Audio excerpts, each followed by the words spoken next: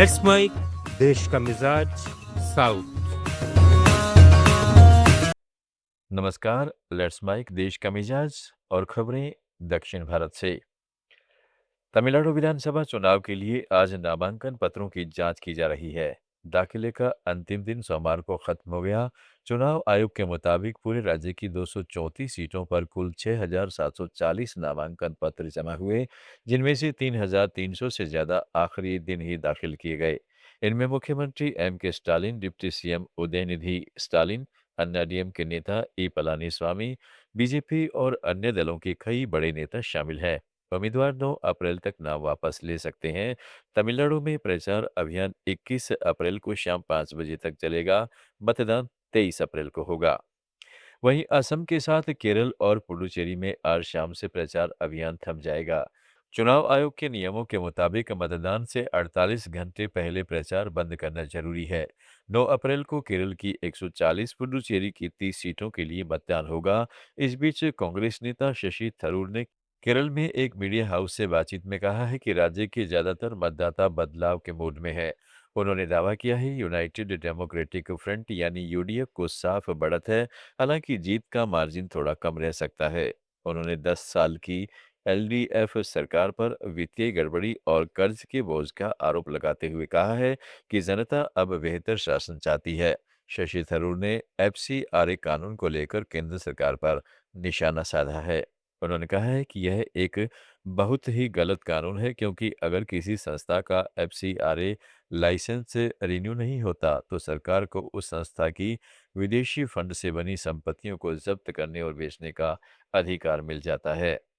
Law पढ़ के देख लीजिए जो वो लोग पार्लियामेंट में लेके आए, ये बहुत बहुत बुरा कानून है, क्योंकि इसमें लिखा है कि जब एफसीआरए लाइसेंस को रिन्यू नहीं किया जाता है तो सरकार को अभी अधिकार मिलेगा कि जो भी चर्च, जो भी ऑर्फनेज, जो भी अस्पताल, जो भी स्कूल, जो भी एफसीआरए के कंट्रीब्यूशंस के साथ कोई चर्च या कोई भी आके बनाया हुआ है, कोई भी सोसाइटी भी बनाए हैं एफसीआरए के पैसे लेके, फॉरेन कंट्रीब्यूशंस लेके, वो सारे सरकार को कॉन्फिस्केट करने का अधिकार मिल गया है और वो बेच भी सकते हैं।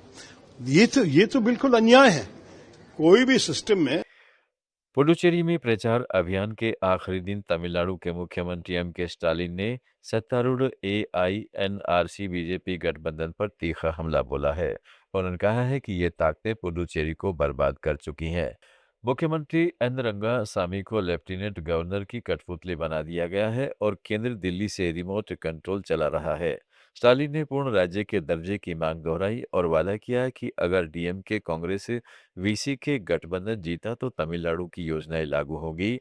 वहीं सीएम रंगासामी ने कराईकल में अपनी पार्टी की उम्मीदवार चंदिरा प्रियंका के लिए प्रचार किया और विकास कार्यों का हवाला दिया।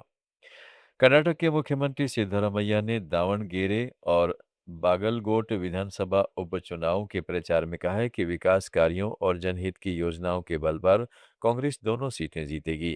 उन्होंने भाजपा पर भ्रष्टाचार और सांप्रदायिकता का आरोप लगाते हुए पूर्व मुख्यमंत्री बीएस येदियुरप्पा के चुनावी हमलों को खारिज किया और कहा है कि कांग्रेस जाति धर्म का भेदभाव नहीं करती।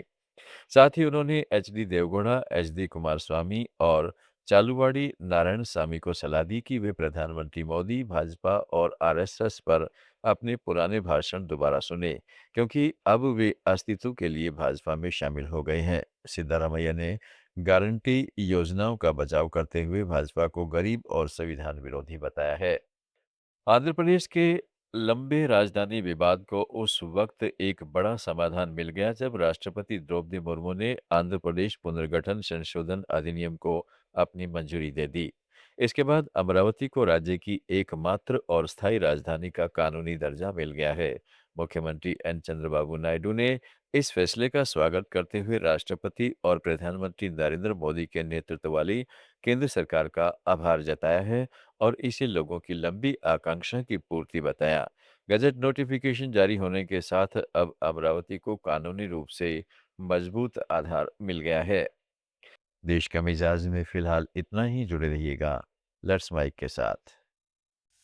आप सुन रहे थे let's mike more than radio. Follow कीजिए हमें हमारे सोशल मीडिया प्लेटफॉर्म्स पर। आप सुन रहे थे लेट्स माइक मोर